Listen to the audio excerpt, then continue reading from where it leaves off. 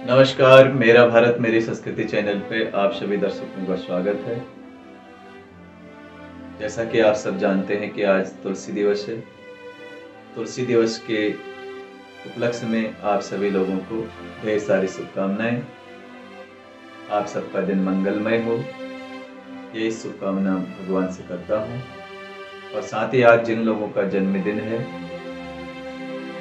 या marriage anniversary है तो उनको भी बहुत बहुत शुभकामनाएं इस चैनल की तरफ से देता हूँ। मित्रों, तुलसी दिवस के रूप में आपको तुलसी की उत्पत्ति के विषय में कुछ जानकारी देना चाहूंगा।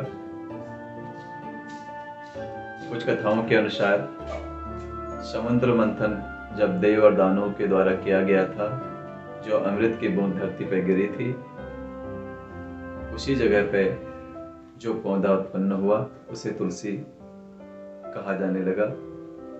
दूसरी मान्यता के अनुसार तुलसी पूर्व जन्म में वृंदा नाम की एक लड़की थी जो राक्षस कुल में पैदा हुई थी और भगवान विष्णु की परम भक्त थी।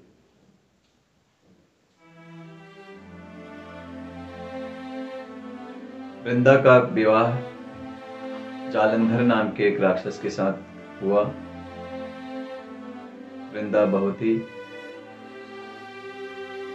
पतिव्रता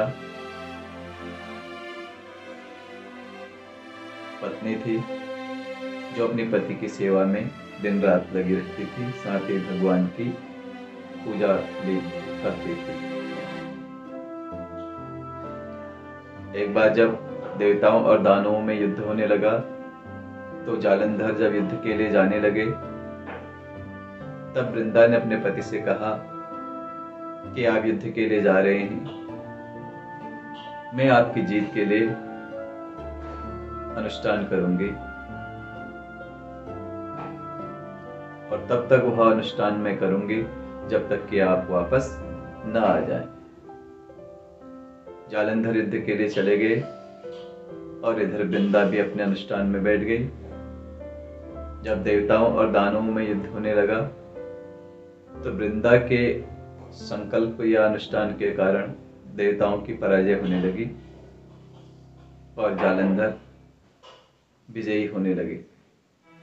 तब देवता घबरा गए और घबरा कर भगवान विष्णु के पास पहुंचे और भगवान विष्णु से जालंधर के वध के लिए कहा।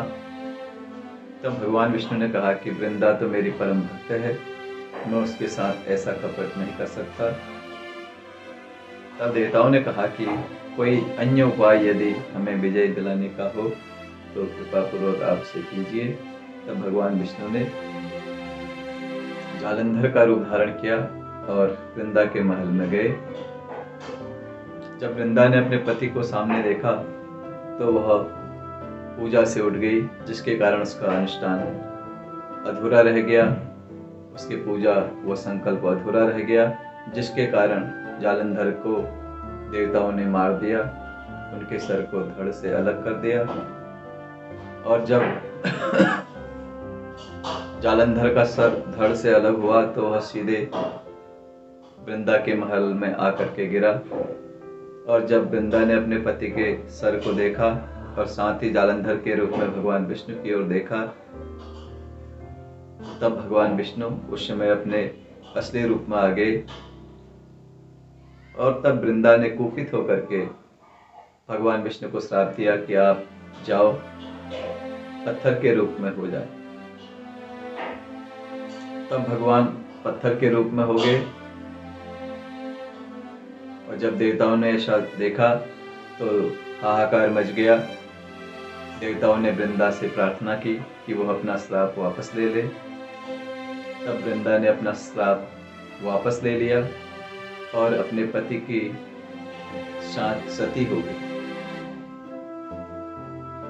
तो जहाँ पे उनके राख थी, उस राख पे उसी समय एक पौधा उगाया और भगवान विष्णु ने उस पौधे का नाम तुलसी रखा और साथ ही कहा कि इस पौधे का पूजन मेरे इस पाषाण रूप के साथ यानी शालिग्राम के साथ इस पौधे का पूजन होगा तब से तुलसी का पूजन भगवान विष्णु के साथ शालिग्राम रूप में भगवान विष्णु के साथ किया जाता है, जिसे हम अक्षर देव उठावनी एकादशी के दिन या देवोत्थान एकादशी के दिन करते हैं। और भगवान विष्णु के साथ ही शालिग्राम के साथ ही तुलसी का विवाह भी होता है। यह एक हमारी वैदिक मान्यता है जो वेद पुराणों में लिखा गया है। आशा करता हूँ आपको यह पसंद आया होगा।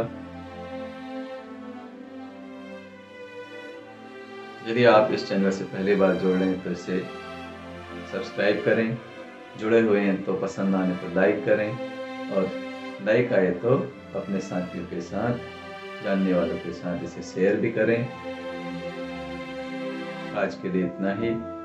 आप सब खुश रहें, सुखी रहें, स्वस्थ रहें। इन्हीं मंगल कामनाओं के साथ बहुत बहुत धन्यवाद। नमस्कार।